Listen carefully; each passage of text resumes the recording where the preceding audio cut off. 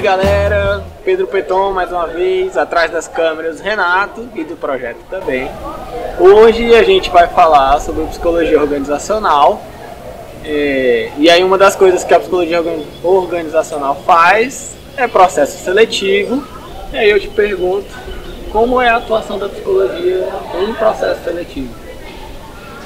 Complicado. Mas vamos lá.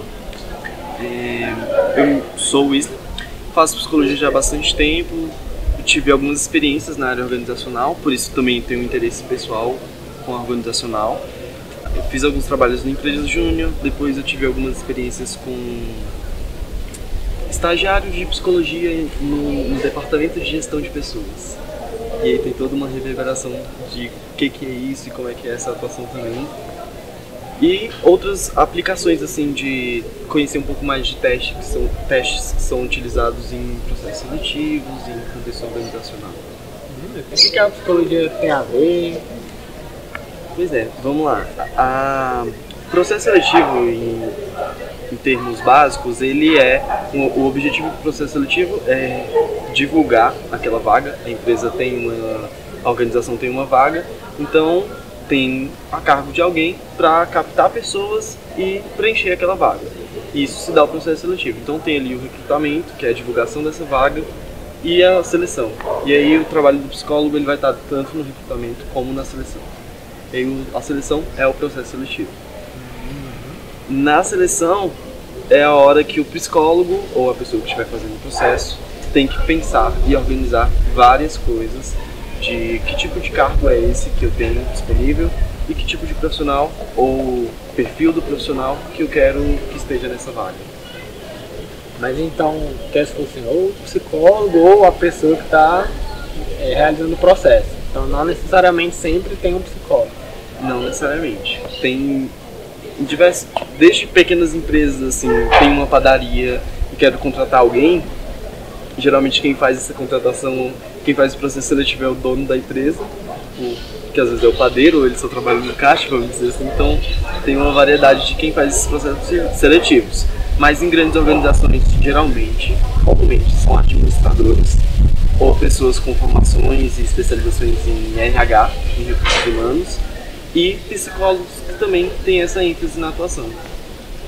E então, se outras profissões, outras pessoas fazem, por que ter alguém da psicologia no processo seletivo?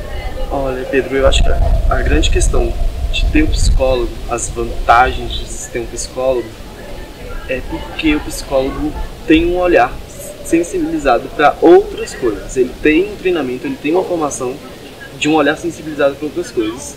E ainda tem mais, vamos dizer, um agravante, um atenuante, que seria a questão dos testes psicológicos. Isso vai dar uma riqueza de instrumentos para ele e uma riqueza de possibilidades dele melhor fazer esse processo seletivo. Se a gente pensa que o processo seletivo serve para que uma pessoa, a melhor pessoa esteja naquele cargo, eu preciso pensar, como psicólogo, eu preciso pensar coisas de dentro da empresa, do lugar onde essa pessoa vai trabalhar, com clima organizacional, elaborando a partir do clima organizacional. O que é clima organizacional? Vamos lá. Clima organizacional e cultura organizacional. Clima organizacional ele vai estar situado na... Espera aí, vamos pensar aqui clima organizacional e a diferença da cultura. O que eu lembro de clima organizacional, que não é uma coisa que eu estudo muito, né? Mas o que eu lembro tem umas assim, diferençazinhas ali básicas. O que eu lembro do clima é assim, é o sentimento que as pessoas têm de trabalhar naquela empresa, como elas estão nesse lugar. Tem um que disso, tem um pouco disso também. Vou trazer cultura e depois a gente elabora o clima. A cultura organizacional vai desde como as pessoas se relacionam naquele trabalho e se relacionam entre as pessoas e se relacionam com a atividade que realizam. Isso diz da cultura organizacional. Por exemplo, é sabido que em alguma hora é hora de tomar um cafezinho, que eu vou encontrar a pessoa que eu quero conversar hoje, que é de outro departamento, mas existe algo do clima organizacional que vai dizer pra gente que é a hora da gente sair do trabalho e tomar um cafezinho, fazer uma pausa para tomar um cafezinho. E isso já diz um pouco da cultura organizacional. Clima organizacional vai dizer também da forma com que as pessoas elas lidam com a hierarquia que acontece ali dentro da organização, vai dizer de como é, por que elas estão chegando atrasadas, porque de alguma forma assim, como a pessoa se apropria do trabalho e o trabalho também reconhece e valoriza ela, tem toda uma implicação nesse jogo ali entre a pessoa e o trabalho, que quando se faz uma leitura de clima, a pessoa que fez a leitura, que aplicou, que pegou esses resultados, vamos dizer assim, ela pode se instrumentalizar para fazer alguma intervenção caso tenha algum problema. O problema ele não pode ser pensado isoladamente. Assim. Agora diz pra gente o que isso de clima e de cultura organizacional tem em relação ao processo seletivo.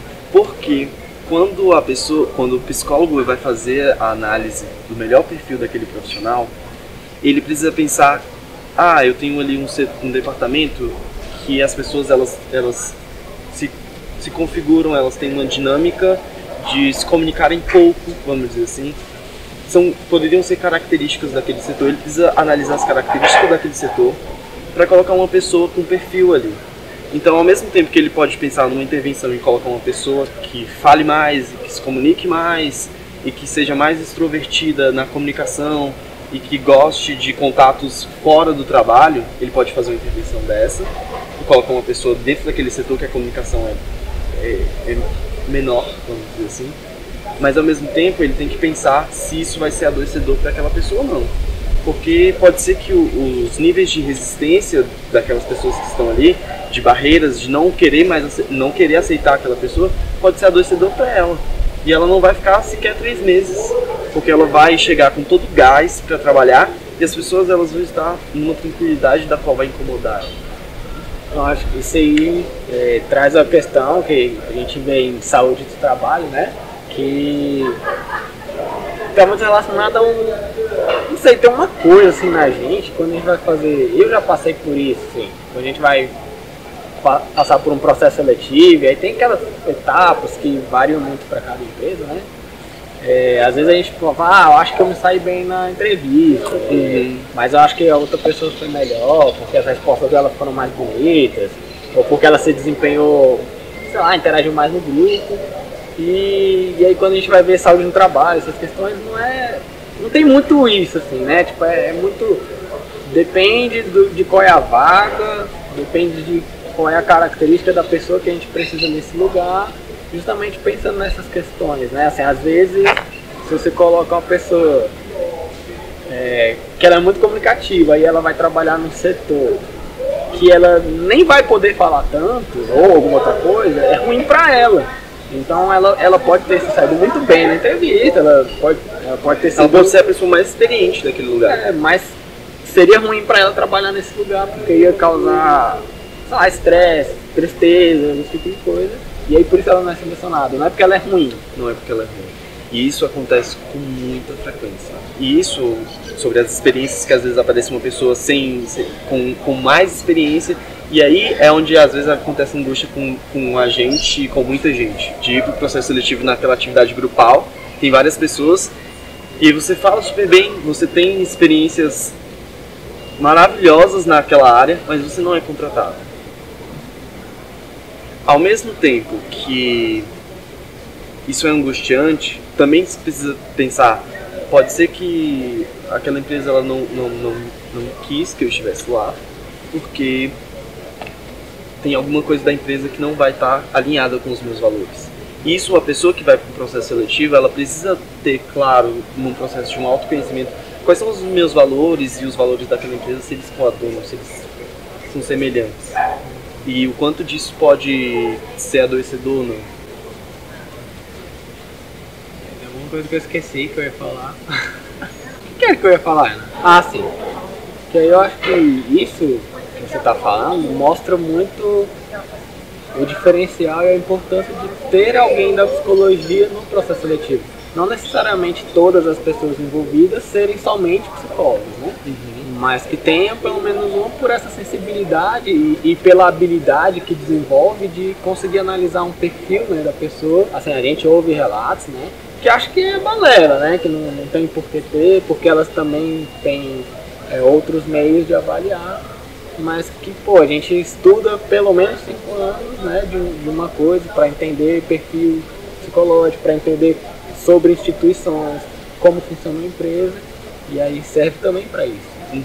Às vezes até uma forma do psicólogo se inserir nas instituições e nas organizações, que é demonstrando exatamente isso, demonstrando o que é isso que eu tenho de vantagens, o que é isso que eu tenho de possibilidade, que vai ser muito bom para sua empresa, que num processo de custos e benefícios, contratar um psicólogo vai ser muito bom para sua empresa. Coisa muito importante que às vezes acontece, que é bom deixar assim claro, é que o psicólogo ele não necessariamente ele vai fazer um processo seletivo sozinho. Porque o processo de decisão, se vai contratar aquela pessoa ou não cabe ao psicólogo. Isso é um medo assim, que a gente tem, né? Porque a gente vai lá e vê, caramba, a psicóloga tá me analisando ali, não sei o quê, eu tenho que agradar ela. E isso não pode ser pensado só assim. Você precisa ter todo o empenho e a implicação no processo seletivo, em demonstrar o que você já realizou, suas experiências, em estar presente naquele processo seletivo. Isso é muito importante, porque você também vai ter que estar presente no momento do seu trabalho. Então, por exemplo, nos processos seletivos, geralmente, acontece de alguns cargos mais especializados. Tem um psicólogo, tem uma pessoa da área e tem um especialista, realizando ali umas entrevistas ou as grupais com as 3 pessoas. Por quê?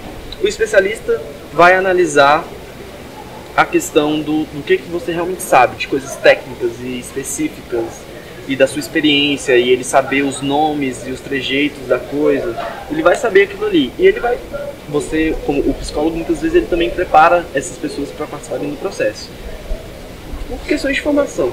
Então ele também prepara às vezes essa pessoa com um treinamento, um desenvolvimento para analisar isso.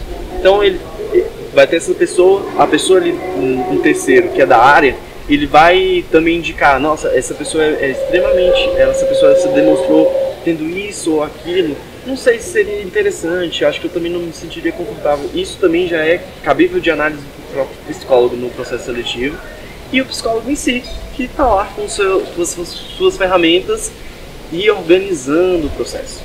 Isso é uma grande função do psicólogo, que é organizar esse processo. Agora, acho que é porque, até pelo jeito que a gente falou, eu fiquei com a dúvida, que talvez o pessoal ficou também. A gente falou, a gente não tem que pressionar a psicóloga, porque não é ela que vai selecionar a gente. Se é ela que está lá e não é ela que vai selecionar a gente, quem é que seleciona? É o gestor da área. Então o papel da psicologia é, vou avaliar o perfil e a vaga e vou falar para o gestor. Essa pessoa é a mais indicada, ou essas pessoas. Geralmente se utiliza de dizer essas pessoas, dependendo da quantidade de vagas, a gente já disse, essas pessoas são as mais... tem um perfil mais adequado para essa vaga. E aí o gestor vai analisar, até porque ele também estava no processo seletivo. Então ele também é importante que ele esteja no processo, nem que seja nas entrevistas individuais ali no final, que às vezes acontece, ele tem que estar no processo porque a decisão é dele. Pode ser que ele escolha uma outra pessoa, e a importância de você perguntar, investigar com ele por que ele não quer as pessoas que você indicou e ele quer uma quinta, é onde o psicólogo precisa ter muita ética. Muita ética. Que é bom. Por exemplo, tem muito gestor que tem cargas de preconceito e que discrimina. Você precisa estar atento a por que ele escolheu uma outra pessoa, não aqueles que você indicou. Não é nenhuma questão assim de orgulho profissional de como assim você não está valorizando o meu trabalho. Mas é para você estar atento a isso, a esses gatilhos que às vezes acontecem. Da pessoa, os 4 que você, vou exemplificar, de coisas que infelizmente acontecem na organização. Os 4 que você indicou eram pessoas negras. A quinta é uma pessoa não negra.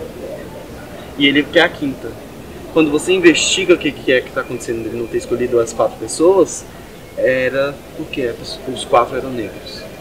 Às vezes não é tão consciente também, né? Sim, e aí você precisa estar atento a isso. E aí um trabalho importante da psicologia, a gente saber identificar até quando não é de propósito. Sim, porque você também, não é uma questão de culpabilização, não se trabalha mais com a questão de culpa. é uma questão de responsabilização dessa pessoa, e esse já pode ser um momento interventivo de algo de dentro da empresa.